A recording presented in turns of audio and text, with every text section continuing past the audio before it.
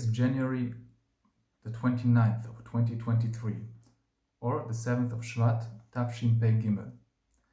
I want to dedicate this video to the victims of the Arab terrorists of yesterday in Jerusalem. In the end of the video, I will add some of my thoughts on the matter.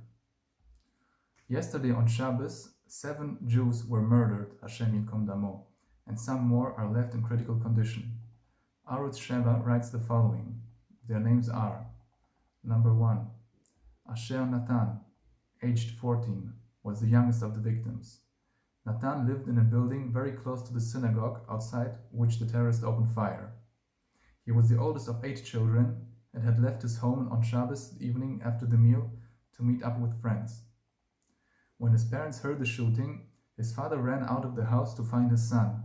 By the time he found him, the shooting was over. He broke through police barricades and then discovered the lifeless body of his son. Number 2, Shaul Chai, aged 68, was the gabbai of the Zechor LaAvraham synagogue in Pisgat Ze'ev. He was gunned down outside the Ateret Avraham synagogue in nearby Neve Yaakov, a neighborhood in northern Jerusalem. He had spent the Shabbos meal at a relative's home and had been walking back to Pisgat Ze'ev when he was murdered. Number 3, Irina Korolyova, was an Ukrainian citizen who immigrated to Israel 6 years ago and worked in the neighborhood.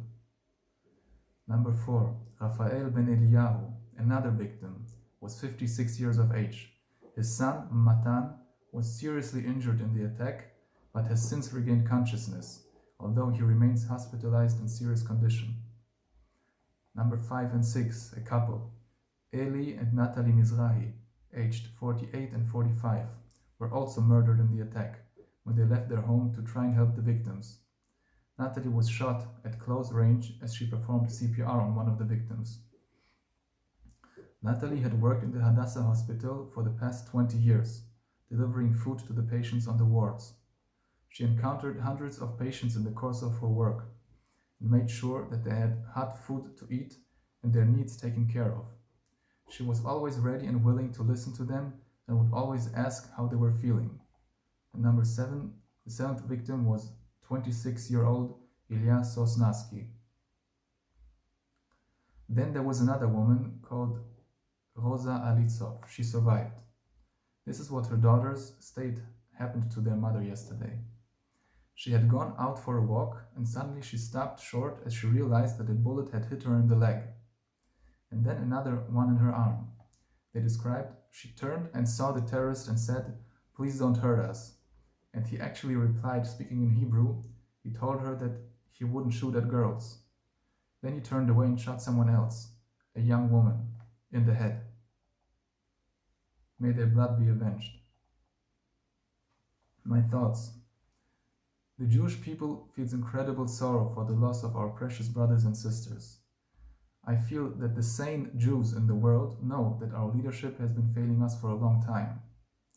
And that is even taking into account the counter-thwarted terror attacks.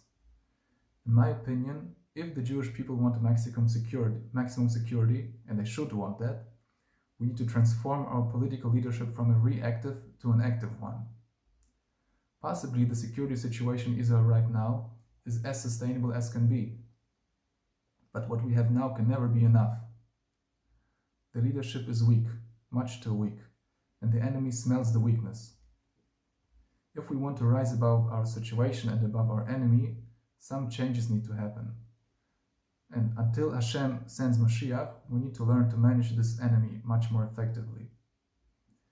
I leave you with these thoughts and hope we will all soon merit a leadership that Hashem will be proud of, and thereby grant us security in the land so we can be ourselves in our Eretz Yisrael.